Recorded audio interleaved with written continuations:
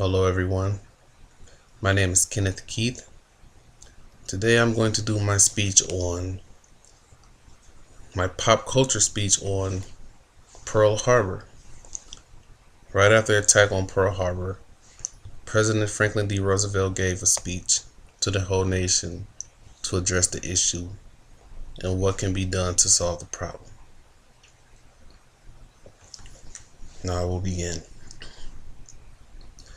Yesterday, December 7th, 1941, a date which we will live in infamy, the United States of America was suddenly and deliberately attacked by naval and air forces of the Empire of Japan.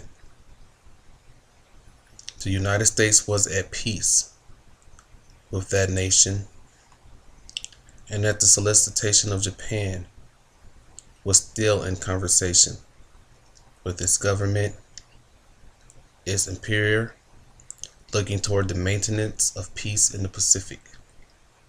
Indeed, 1 hour after the Japanese air squadrons had commenced bombing in the American island of Oahu, the Japanese ambassador to the United States and his colleagues delivered to our Secretary of State a formal reply to a recent American message.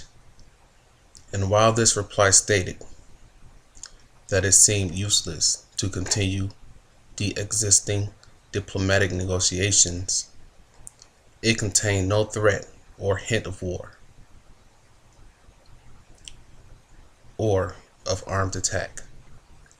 It will be recorded that the distance of Hawaii from Japan makes it obvious, and that the attack was deliberately planned many days or even weeks ago. During the intervening time, the Japanese government has deliberately sought to deceive the United States by false statements and expressions of hope and of continued peace. The attack yesterday on the Hawaii Islands has caused severe damage to American naval and military forces. I regret to tell you that very many American lives have been lost. In addition, American ships have been reported torpedoed on the high seas between San Francisco and Honolulu. Yesterday, the Japanese government also launched an attack against Malaya. Last night, Japanese forces attacked Hong Kong. Last night, Japanese forces attacked Guam. Last night, Japanese forces attacked the Philippine Islands. Last night, the Japanese forces attacked Wake Island. And this morning, the Japanese attacked Midway Island. Japan has therefore undertaken a surprise offense extending throughout the Pacific area.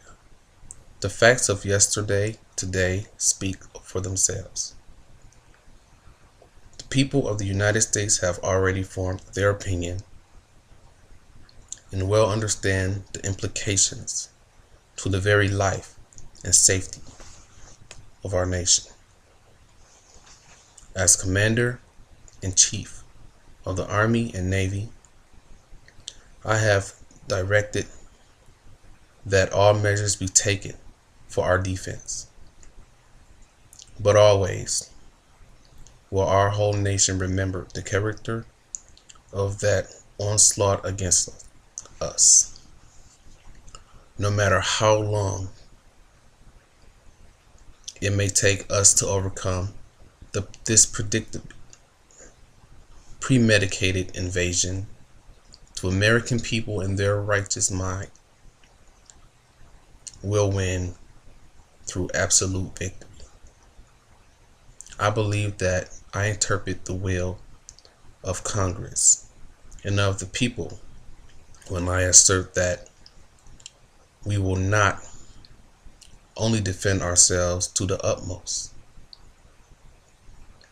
but we will make it certain that this form of treachery shall never again endanger us. Hostilities exist. There is no blinking at the fact that our people, our territory, and our interests are in grave danger. With confidence in our American forces, with the unbounding determination of our people, we will gain the inevitable triumph. So help us God. I ask that Congress declare that since the unprovoked and dastardly attack by Japan on Sunday, December 7th, 1941, a state of war has existed between the United States and the Japanese Empire.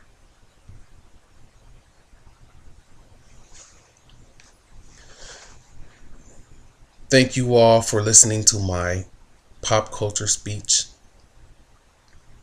on what happened